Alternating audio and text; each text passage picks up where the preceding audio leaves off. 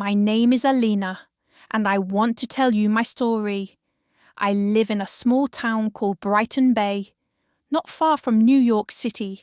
It's quiet here, with calm streets, cozy cafes, and the sound of waves always nearby. I'm 19 years old, and I work as a receptionist at a small hotel near the beach. Life was simple. Some might say boring, but I liked it. I had a few close friends, a small apartment, and a routine that felt safe. I wasn't looking for love. After a few bad relationships in the past, I told myself that it was better to stay alone. But sometimes life brings someone into your world when you least expect it. That person was Michael. Michael came to the hotel for a business trip. He looked different from the usual guests. Calm, polite, and a little tired. He had soft eyes, a gentle smile, and a quiet way of speaking. When he asked for a room, I helped him check in, and he thanked me in a way that felt personal. I noticed the way he looked at me, not in a bad way, just kind. I smiled back without even meaning to. The next morning, he came down to the lobby and asked for directions around town. I told him where to get the best coffee, where the beach was nice and quiet, and which seafood restaurant locals liked best. He listened to me carefully, really listened. And I liked that. Most people don't. After that, we started talking more. He stayed for 2 weeks. Every evening, when his work was done, he would come to the lobby and we would chat. Some days we walked along the beach. Other times we sat on a bench near the lighthouse. We talked about life, books, music, dreams. He told me about the stress of his job in the city. I told him about my quiet life here. I felt comfortable with him. I felt seen. One night we were walking by the water. The stars were out and the breeze was soft. He turned to me and said, "Being with you feels like peace." Those words stayed in my heart. I think I started falling for him that night. When his 2 weeks were over, he left Brighton Bay. But we kept in touch. Every day he sent me messages. Every night we talked on the phone. We laughed. We shared stories. And I missed him more than I thought I would. A month later, he came back. This time, he didn't stay at the hotel. He rented a small house near the harbour and asked me to visit. We made dinner together. We listened to music and danced in the kitchen. It felt like we had been together for a long time. I felt lucky. But then one evening, something changed. We were sitting on the couch, drinking tea, and he looked serious. He took a breath and said, "Daniela, I need to tell you something." I looked at him. My heart started to beat faster. "I'm married," he said, looking at the floor. "I have 2 children." My body froze. I couldn't speak. My hands felt cold. I looked away. "I didn't mean to hide it," he said. "I didn't expect to meet you, but my marriage is not good. We live in the same house, but it's not love anymore. I stay for the children. That's all." His voice was low. He sounded sad, but I couldn't say anything. My thoughts were all over the place. I stood up and walked outside. The air was cold, and I could hear the ocean waves. I felt like crying. He followed me out. "I understand if you don't want to see me again," he said. I nodded and walked home. That night, I couldn't sleep. My head was full of questions. Why didn't he tell me before? Why did this happen to me? But I also remembered the way he looked at me, the way he spoke, the way he made me feel safe. I was confused. I wanted to be angry, but I missed him. The next day, he sent Snorts me a message. "I'm sorry," it said, "but I miss you." I didn't reply. For days, I felt lost. I couldn't focus at work. I kept checking my phone. My heart and my mind were fighting. I told myself to forget him, but I couldn't. A week later, I saw him again. We met near the beach. I told him I felt hurt, that I didn't like being kept in the dark. He said he understood. He didn't try to excuse it. He only said, "I care about you." And then I stayed. I know it's wrong. I know many people will say I made a bad choice. I know I became the other woman. But at that time, I wanted to believe him. I wanted to believe this was temporary, that maybe one day he would leave his wife, that maybe he would choose me. So, we continued in secret. He visited Brighton Bay once or twice a month. He stayed in that little house. I went there after work. We ate together. We talked. Sometimes we watched old movies or just sat in silence. It felt real, but also like a dream that could end any time. We never went out together. We never held hands in public.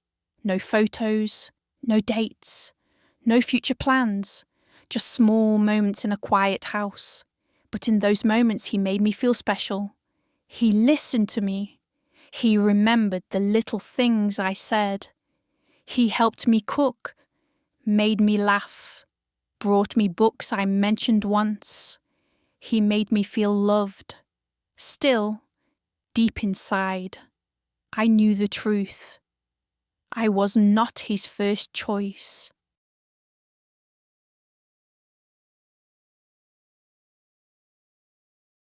I was not part of his real life. I was something on the side, something easy, without problems. And yet, I didn't leave. Why? Because I loved how he made me feel. Because I believed him. Or maybe because I was afraid to be alone. Those quiet nights with him gave me something to hold on to. Even if it hurt, it was better than nothing. Clear's throat. But slowly, things started to change inside me. I stopped smiling the way I used to. I waited for his messages more than I should. I made my schedule around his visits. I said no to friends. I stayed home, always waiting for him to call. My world became smaller, just him and silence. Sometimes I stood on the beach and asked myself, is this love? Or am I just lost? And I would tell myself, wait, maybe one day things will be different. But the questions didn't stop. They grew louder. The weeks passed and I stayed in that quiet world waiting for Michael. I still loved him, but something inside me was changing. I started to feel tired, not just in my body but in my heart. I was always waiting for a message, waiting for a visit, waiting for love that was only mine for a few hours at a time. Sometimes he came for a weekend. We stayed in the little house near the harbour. We talked, cooked, and held each other. But when he left, the house felt cold and empty. I looked around and saw only my things. He never left anything behind. No clothes, no photos, no sign that he had ever been there. It was like he lived two lives, and in one of them, I didn't exist. I tried to tell myself that love takes time. I believed he cared about me. Maybe he did, but he still went back to his wife, to his children, to the life where I did not belong, and I began to wonder, why do I let this happen? One night, after he left, I sat by the window and watched the rain fall. I asked myself, what am I doing with my life? I loved someone who could not give me a full heart. I was always second. I had dreams too. A home, a child, a man who would choose me every day. But instead, I had empty rooms and silent nights. I started to feel that I deserved more. But I was scared. I didn't want to lose him. I didn't want to feel lonely. Some part of me hoped he would change, that one day he would come to me and say, I left. I'm here now, just for you. But that day never came. I spoke to my friend Nina, the only one who knew the truth. I told her how I felt. Tired, sad, confused. You deserve to be first, Daniela, she said. You should be with someone who's proud to love you. Someone who walks with you in the daylight, not just hides with you in the dark. Her words stayed with me. I started to notice how much I had changed. I didn't laugh like I used to. I didn't go out. I always checked my phone. I had stopped doing things I loved. Reading by the sea, walking in the park, having dinner with friends. My world had become small, and I was one who let it happen. One evening, Michael visited again. He smiled, brought flowers, kissed my forehead. He acted like everything was fine, but I was quiet. What's wrong? He asked. I don't know if I can keep doing this, I said. He looked surprised. Why now? Because I feel like I'm not living my own life, I said. I'm living in your shadow. I wait for your visits, your calls, your words. But I'm always waiting. I want more. I need more. He sat down and said nothing for a while. Then he said, I love you, Daniela. You know that. Then why don't you choose me? I asked. He looked away. It's not that easy. I have children, a family. And what am I? I asked softly. Just a secret. He didn't answer. That night I cried again, not because he was cruel. He wasn't. But because I finally saw the truth. He would never leave. Not for me. Not for anyone. After he left, I didn't message him. I didn't call. I needed time to think. I walked by the beach every morning before work. I let the wind touch my face. I watched waves and thought about my life. What did I want? What made me happy? Slowly, I remembered the old me. The girl who loved long walks, coffee with friends, books by the fire. I missed her. I also thought about love. What does real love look like? Not just flowers and kisses, but someone who stands with you in the open. Someone who says, you're mine, without fear. I didn't have that. Not with Michael. I started writing in a notebook every night. Just thoughts and feelings. It helped me understand what I wanted, and every page I filled made me a little stronger. Michael still sent messages. I miss you. I'm thinking about you. Can I see you? But I didn't answer. Not right away. I needed time. 1 week later, he showed up at my door. I was surprised, but I let him in. I needed to see you, he said. You've been quiet. I've been thinking, I told him. He sat down. About us? Yes, I said. About everything. We talked for a long time. I told him how I felt about waiting, about being second, about losing myself. I can't keep doing this, I said. I love you. Maybe I always will. But I need a real life. I want to be with someone who can give me all of their heart, not just a part. He looked sad. I can't leave them, Daniela. I've tried to imagine it, but I can't do that to my children. I nodded. I understood. But I also understood something else. This was the end. I hope you find peace, I said. I hope we both do. He stood up. He hugged me. I'm sorry, he whispered. Then he left, and that was the last time I saw him. That night I cried again, but it felt different. The pain was real, but it was also clean, like a deep breath after holding it too long. The next morning, I walked down to the sea. I stood there for a long time. just watching the waves. The sky was clear, the wind was soft. I felt something I hadn't felt in months. Calm. I knew healing would take time, but I also knew I had taken the first step. For the first time in a long time. I was not waiting for a message. I was not checking my phone. I was just standing there with myself. And that was enough. For now. Months passed after I said goodbye to Michael. At first, the days felt long and heavy. I missed him. I missed the way he smiled, the way he held me, the small things we used to share. Some mornings, I wanted to call him. Some nights, I cried in bed, holding my pillow close, remembering the sound of his voice. But slowly, things began to change. I started spending more time with my friends again. Nina invited me for coffee every weekend. We talked and laughed.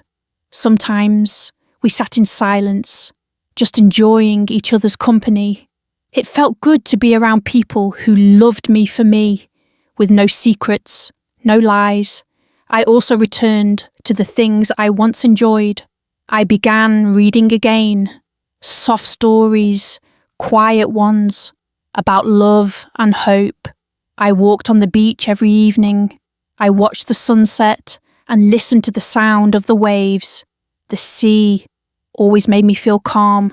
It reminded me that life moves forward no matter what happens. I also started working on my goals. I took a small class at the community centre, something simple about writing stories. I didn't tell many people about it. I just wanted to try something for myself. Each week, I wrote a few pages about my thoughts and dreams. It felt good to write. It helped me heal. One evening after class, I was walking home when I stopped by a bookstore near the corner. I hadn't been there in a long time. Inside, I saw a man looking at travel books. He smiled when he saw me, and I smiled back. He looked familiar, but I couldn't remember where I had seen him before. He walked over and said, "Hi, you're in the writing class, right?" I nodded. "Yes, I am. I just joined last week," he said. "I'm David." We talked for a few minutes about the class, about books, about the cold weather. It was nothing special, but something about his voice made me feel at ease. The next week, he sat near me in class. After class, we walked together to the cafe across the street.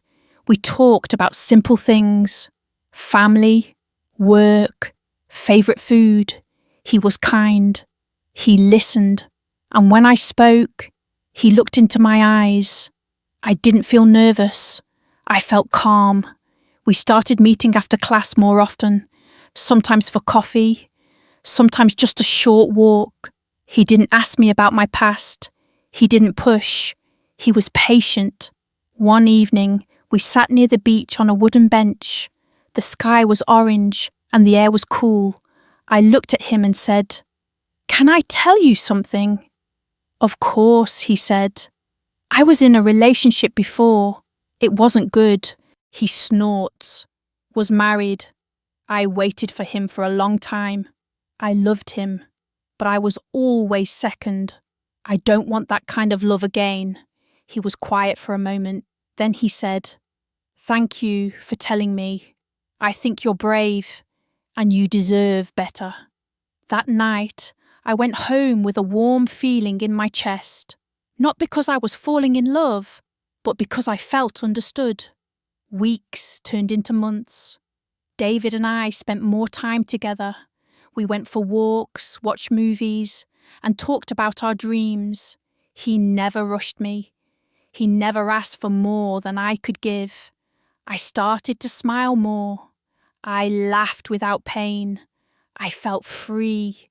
One day, I looked in the mirror and saw something I hadn't seen in a long time. Myself. Not the sad girl who waited for messages, not the woman who cried alone at night, but Daniela, strong, gentle, and alive. David became a part of my life slowly, like the sun rising after a long night. He didn't try to fix me. He just stood beside me. And in his quiet way, he showed me what real love can look like. One evening, we were sitting in the park, watching children play. "Do you ever want a family?" I asked. "Yes," he said. "One day, with the right person." I smiled. "Me too." We didn't need to say more. I knew now that love doesn't have to hurt. It doesn't have to be hidden or painful. Love should feel safe. It should feel like coming home. Looking back, I don't regret my past. It taught me important lessons. I learned that love without respect is not enough. That waiting for someone who cannot choose you will only bring pain. That no one else can give you peace. You have to find it inside yourself. And now, I have peace. I have hope. I have love. Not from someone who hides me, but from someone who walks beside me. If someone asked me today, was it worth it? I would say, yes. Because through all the sadness, I found myself. And in finding myself, I opened the door to a new kind of love, a better one I truly deserve. Thank you for listening to this story. If this story touched your heart or gave you hope, please give this video a like and share it with a friend. Don't forget to subscribe to Teddy English Story for more stories about life, love, and learning English. See you in the next story.